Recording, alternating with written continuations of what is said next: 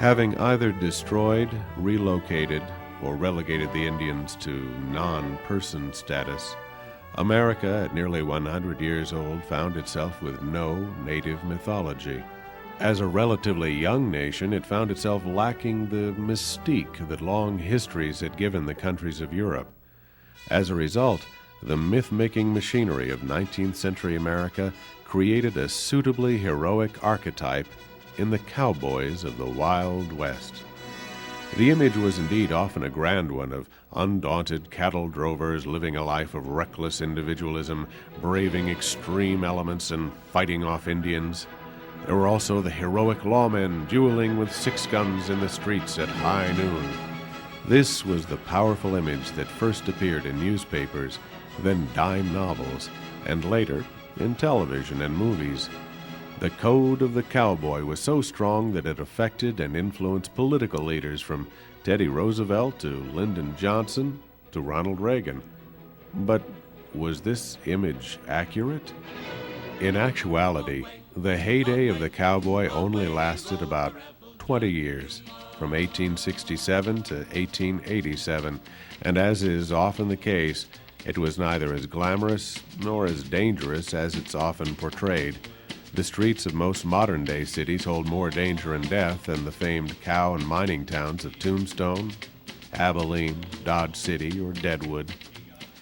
At the heart of the cowboy myth was the cattle drive, which began with the famous trails out of Texas where Spanish cattle, introduced by the conquistadors, later mixed with the English cattle of the American settlers to produce the Texas Longhorn steer. Moving north from Texas along trails like the Chisholm, which was charted out in 1867 by half-Cherokee, half-Anglo Jesse Chisholm, the drives usually ended at the newly opened railheads in Kansas City and Sedalia in Missouri, Cheyenne in Wyoming, and Dodge City and Abilene in Kansas. Abilene became known as the rowdiest of the Wild West towns, although it was founded by an Illinois cattleman as no more than a railhead to meet the cattle drovers from Texas. However, to meet the demand of the trail-weary cattle drovers who had just spent months in rugged terrain with only cattle as companions, boisterous barrooms and brothels soon grew to cater to the cattle drovers. Out of this grew in turn the need for peacekeepers, or sheriffs as they were known.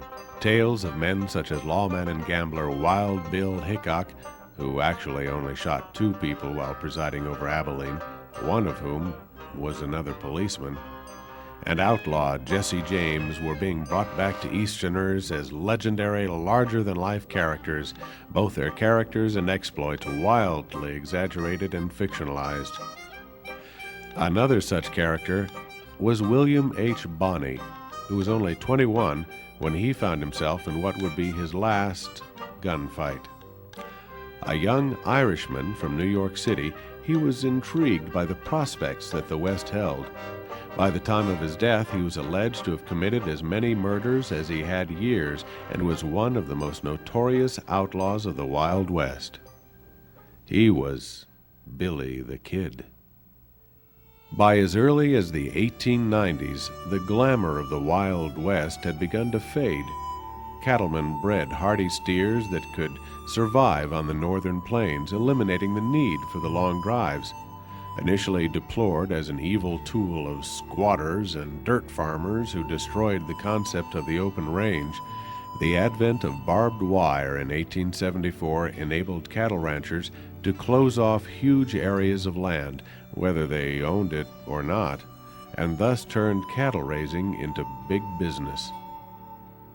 As the end of the era of the cowboy approached, their place in popular culture was taken by perhaps a more sinister and certainly less popular character,